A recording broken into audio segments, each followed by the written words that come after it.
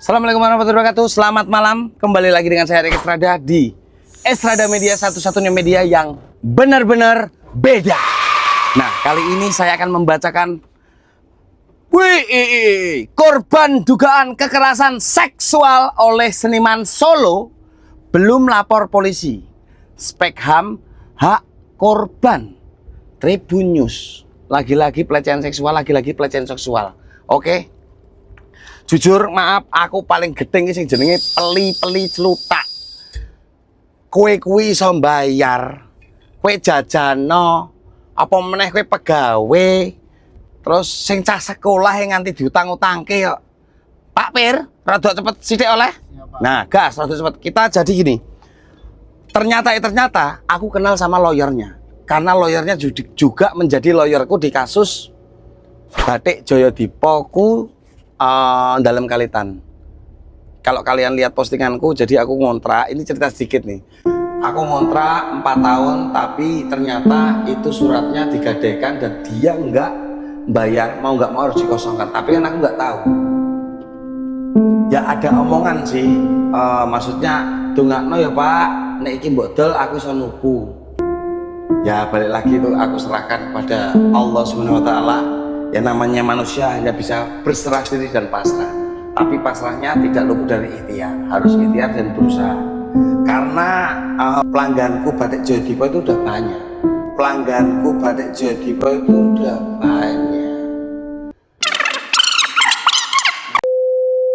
Lanjut ke pelecehan seksual lagi. Ini baru diduga. Dia seorang seniman Solo. Diduga juga sastrawan.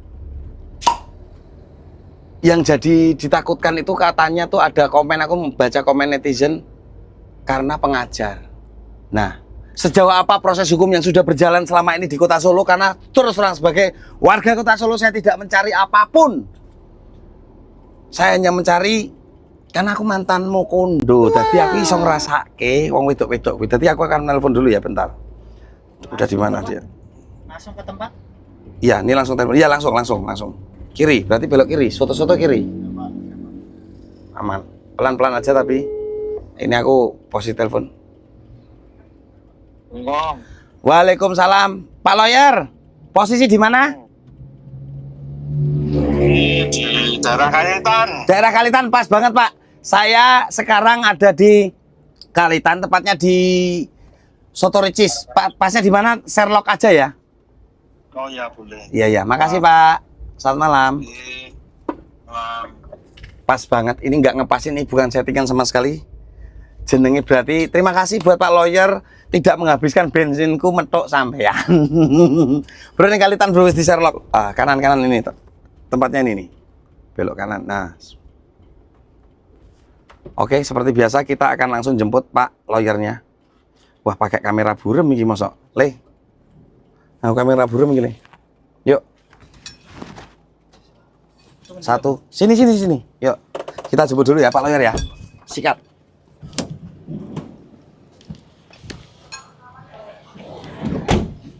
Sini bro. Assalamualaikum Pak Lawyer. Kayaknya. Oh, ternyata dia lagi ada di tempat batikku bolo. Ya. Langsung aja kita jemput. Kenapa? Langsung kita masukin mobil. Kita langsung tanya jawab ya. Pak Lawyer izin Pak Lawyer. Maaf, kamera sini dulu. Monggo Pak, silakan masuk Pak. Agak nunduk nggih Pak, ngapunten nggih Pak.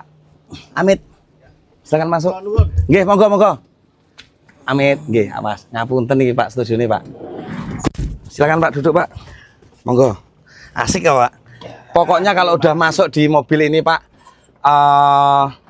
ngomongnya apalagi Pak Lawyer ya.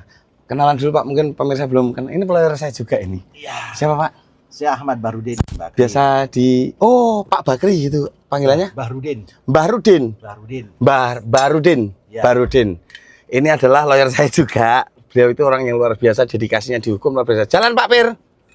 Pak, kita langsung nanti ketika di perjalanan langsung tanya-tanya nggak apa-apa ya Pak ya? Ya silakan. Sebelumnya saya pasangin ini dulu Pak, maaf. Kalau udah dipasang ini tandanya boleh ngomong sesuka hatinya Pak. Amit sewu nggih. Aku ingin jadi teman nyamanmu,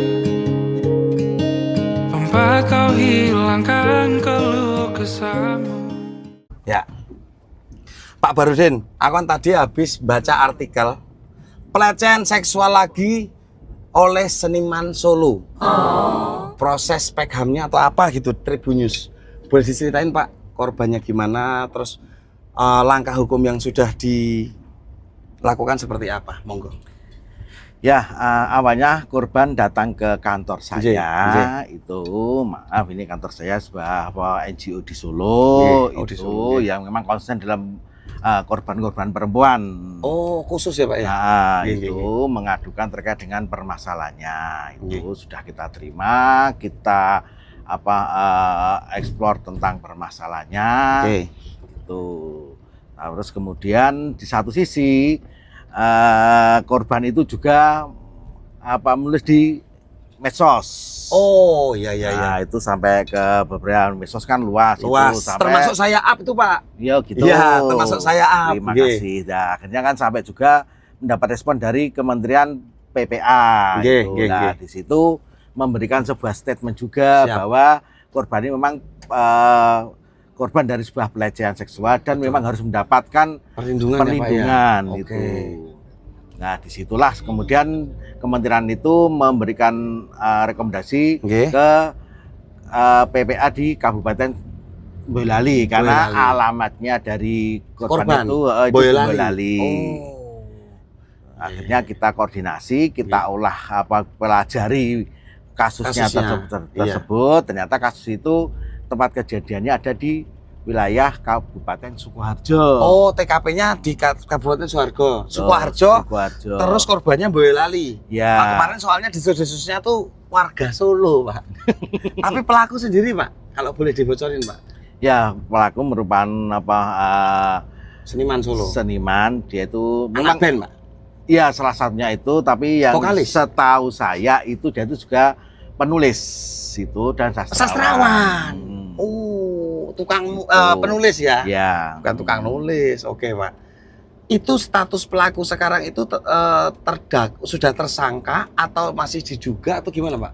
Nah, dari perjalanan kasus yang kita pelajari itu, akhirnya korban kita dorong untuk pelaporan di kepolisian. Proses itu harus berlanjut. Betul. Itu kemudian kita dampingi untuk melakukan pelaporan di kepolisian resort Kabupaten Sukoharjo, di Polres Sukoharjo. Itu sudah kita lakukan kemarin hari Rabu tanggal 27 Februari 2026. Oh alah. Jadi udah lapor tuh 2 hari yang lalu, Pak? 2 hari apa 1 hari yang lalu? Tanggal berapa, Pak? Maaf. Tanggal 27. 27 ya? Hari Ini Rabu. tanggal berapa ini? Ini tanggal 2, ini tanggal 30. 30, udah 3 hari. Maaf Pak, itu kejadiannya itu apakah bulan ini? Apa Tanggal 22. 22 ya? 22. Oh, lapornya sudah 27 kemarin ya, Pak? Iya. Oh, ya ya. 27 ini apa ini? Maret Februari. Nah, salah, Pak. Oh, tanggal 22 ya? Ini hari ini tanggal berapa? 22. 22. Tanggal 22. Rabu itu tanggal Rabu tanggal wah, hitung-hitungan sih. 19 ya? 19 ya? Iya, 19, Pak. Ya, Berarti Pak. lapor 19. 19. Oke, Pak Februari. Pak Barudin menjadi kuasa hukumnya di tanggal Tanggal 21. 21. Memberikan surat kuasa ke kami untuk mendampingi korban melakukan proses hukum. Siap. Aduh. Ngopo ya, Pak? Maksudnya gini, Pak. Ini maksudnya dari hati ke hati, Bapak seorang orang tua, saya juga seorang orang tua yang memiliki anak ya, Pak ya. Anaknya perempuan atau cewek kalau boleh tahu? Anak saya. Iya. Ada yang cowok, ada yang cewek. Saya 4 cewek, 1 cowok. Apabila itu terjadi, maaf Pak, makanya saya memakai ini tuh bukannya saya suka kekerasan, enggak. Ini menandakan tuh kadang sekarang itu kondisi hukum di negeri kita tuh kalau no viral no justice. Yang saya tahu ya Pak ya, maksudnya bukannya kalau masuk ke obrolan saya ini menjadi viral, enggak. Maksudnya ya seenggaknya saya berikhtiar sedikit membantu para korban pelecehan seksual, Pak Barudin. Betul, ya. Apalagi di kota kelahiran saya yang Solo, yang notabene-nya Surakarta ini adalah kota yang akar budayanya kuat, Pak. Betul. Ra trimo aku ibarat. Apalagi lakon seniman. Aku ki ngapunten nih Pak, aku ki yo mau kondo mbiyen ning carane ki alus Pak. Maksudnya bribek, suka sama suka kan aman ya Iya. Pak. Untuk dicium, maksudnya dicium. Pak Barudin, kalau boleh tahu keinginan dari korban sendiri apa Pak?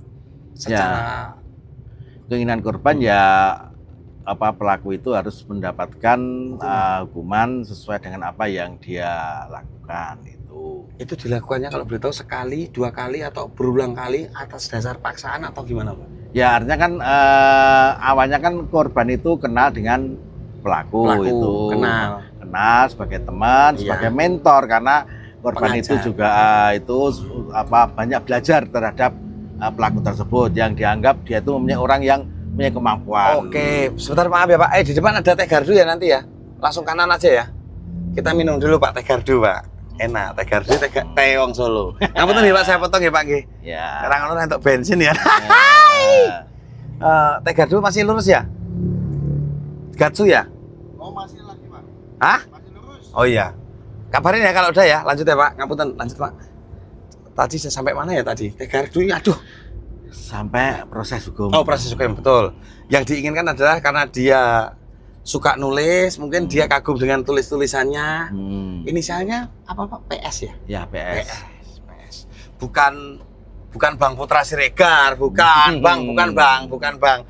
Bukan PlayStation juga itu kan mainan ya Pak ya. Betul. PS sih berarti Ya, nggak usah lah itu. Iya, bisa iya. kita etika. Iya, Pak. Yang kita berangkat. oh, jeneng bagi Parto nggak mungkin ya Pak ya? Enggak. Jadi proses hukum sudah berjalan, yang diinginkan korban adalah hukum di Indonesia apalagi buat dia kaum perempuan harus ditegakkan ya Pak. Ya, Siap. Dari keluarga sendiri Pak, udah tahu Pak, bapak ibunya pasti tahu ya Pak. sudah tahu. Kemarin sebelum laporan kita sudah ketemu dengan korban, dia Oke. minta izin kepada orang tuanya Oke. karena orang tuanya juga orang yang tidak tahu hukum, takutnya nanti ada sesuatu yang mengenai dia atau keluarganya. Kita jelaskan. Oh, itu gunanya penasihat hukum. itu. Iya. Jadi gini Pak, keresahan yang saya alami di Kota Solo ketika korban pelecehan itu menjadi korban, dia nggak berani speak up karena menurut dia itu adalah aib Pak. Betul. Itu yang pertama. Yang kedua, apalagi cewek, engkau aku reso rabi karena wis cacat. Maksudnya tuh kalau maksudnya ada juga penyuluhan mungkin penyuluhannya kurang, bahasanya itu kurang ngena gitu Pak. Sekarang boleh nggak Pak sedikit saja lurus gatsu oh entek toh, oh ya kanan, emang kanan oleh Boleh, Pak. oh ya dah.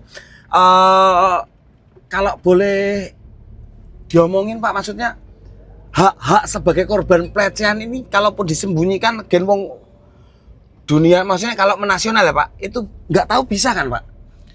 Ya, menurut saya sebagai seorang praktisi hukum bahwa Ya. korban itu apapun resikonya, apapun risikonya, karena dia menjadi korban itu harus berani untuk mengungkapkan itu. Betul. Dan masyarakat pun harus paham bahwa korban ini secara hukum itu dilindungi. Gitu. Terkait apakah itu nanti masyarakat mencibir dan sebagainya, ya kita harus mendefenskan masyarakat gitu loh. Oh. Karena kalau seperti itu tidak pernah dibuka, maka korban itu akan semakin banyak. Saya malah bisa menyimpulkan ibaratnya, oh aku ngakoni ning Solo we aman.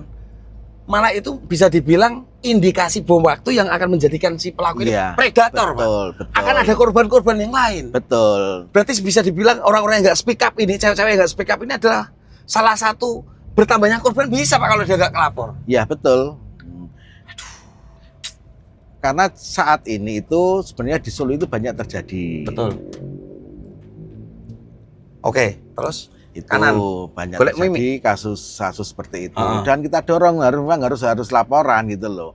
Karena apa? Ya karena korban itu satu secara mental dia itu pasti akan kena mentalnya Pak. secara psikis. Tuh. Secara sosial itu apalagi orang itu akan mencibir atau menganggap dia itu kadang orang yang tidak baik dan sebagainya. Iya, ya Allah dikira dodolan. Alah wedoke gelem karo gelem padahal enggak, Pak. Nah, ngomongin lagi, Pak. Bapak penasihat hukum, kadang ada masyarakat yang ya Allah baru ditekani pengacara wis koden. Wah, lawan nganggo pengacara, aku sebagai korban nanti pengacara ra duwe duit. Langkah hukum seperti apa, Pak? Ya artinya kan kita sebagai seorang lawyer pun sebenarnya dituntut tidak harus perkara yang ada duitnya harus kita tangani. Oke. Yang tidak punya uang, ujung-ujungnya apa? Kita adalah mencari sebuah keadilan. Keadilan bagi si korban melalui proses hukum yang ada di negara ini. Kita percayalah hukum itu masih bisa Ditegakkan ya Pak ya. itu. Kalau kita benar, ikhtiar kita benar pasti bisa Pak ya. Masyarakat harus berani. Kalau tidak berani ya hukum itu tidak akan Jalan. berjalan. Iya. Nah Pak, ternyata teh gardunya habis. Ini kalau diganti dengan Ana susu Jack, Pak. susu si Jack. Wah, kuwi honore kancaku ki yo sarjana hukum Unisri itu. Oh gitu. Si Jack Mas Joko. Oke, mampir ngene si Jack. Ini salah satu UMKM yang terkenal. Gitu Pak. Betul, lagi dari terkenal Kota di Kota Solo. Jadi susu si Jack. Oke. Biasanya susu apa Pak? Seneng sing putih apa sing coklat? Ngapunten. Lho kan ada susu coklat, ada susu murni. Bapak kok langsung ketawa? Susu jahe. Susu jahe itu putih apa coklat? Agak kecoklatan.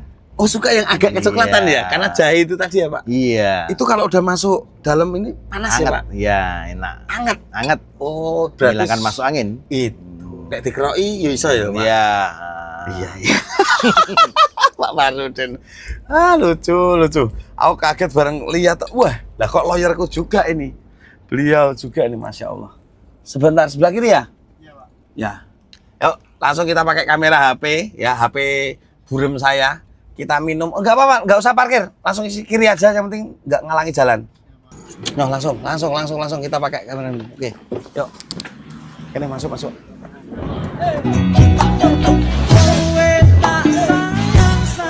Ngopo?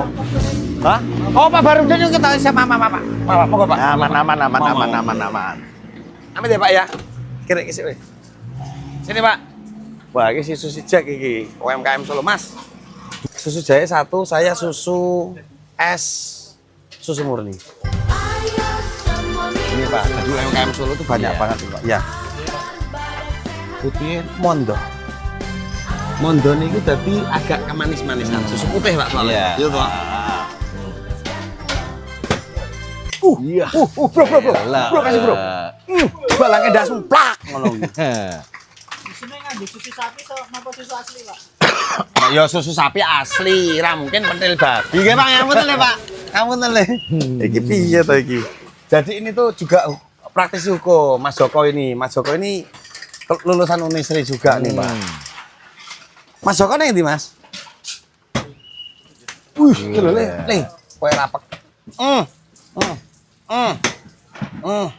Sekarang jeli ya, Pak. Ya ora ngene dhewe, Bro. Ngene dhewe ning potong gaji, biasanya potong gaji. Biasanya kalau nyusu di mana Pak sampean Pak? Ya nggak mesti. Di mana yang enak situlah kita mampir. Oh, gitu. golek susu yang enak sampean ya, Pak. Maksudnya itu susu yang baik. Pak langsung ke UMKM-nya aja boleh.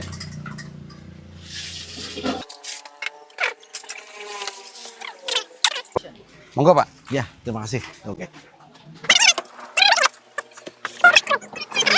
Pak. Seger ya, Pak, ngombe susu. Ya. Anget tok. Wah, aku kunci loh. UMKM Solo itu memang terbaik kok. Pak, lanjut lagi sambil minum susu nggak apa-apa ya, Pak? Siap, ya. Jadi kondisi korban kalau ngomongin psikis sekarang tuh kayak bagaimana Pak? Apakah masih mengalami ketraumaan? Apa udah bersosialisasi lagi dengan teman-temannya masyarakat di sekitar gimana Pak? Ini masih dalam pantauan dari psikiater. Nah, pagi kemarin dari lembaga kami juga merujuk ke RSCD untuk konsultasi dengan psikiater juga. Nggih. Psikiater. Jadi maaf Pak, saya kan kurang paham hukum Kak, karena kan saya lolosan Unisri bukan lulusan. Tapi ini saya lanjutin lagi Pak, saya sekuliah hukum. Ada nggak sih Pak korban pelecehan seksual yang berlarut sampai 10 tahun, 20 tahun belum sembuh gitu Pak? Ya ada, banyak itu, pasti ada lah gitu loh. Oke. Sebagian praktisi hukum yang menangani kasus banyak termasuk pelecehan seksual, apa yang harus dilakukan ketika menjadi korban pelecehan seksual agar bisa move on lagi Pak? Ya harusnya mereka itu jelas paham terhadap kondisi dirinya bahwa dia itu korban. Iya.